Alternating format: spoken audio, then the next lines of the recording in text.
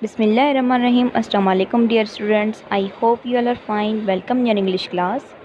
Dear student, today we are going to revise poem 11, The Watchmaker's Shop. Word, synonym, queer. Synonym, strange. Word, tumble down.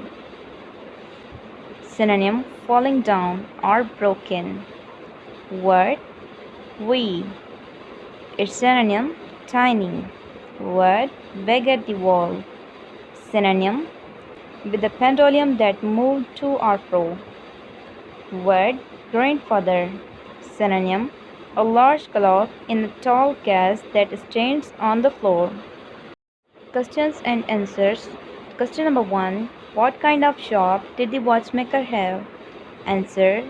The watchmaker have a queer little shop with a tumble-down walls and thatch at the top.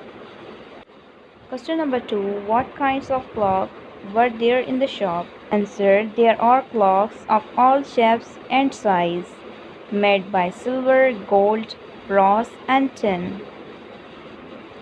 Question number 3. What kind of sound were heard in the shop? Answer.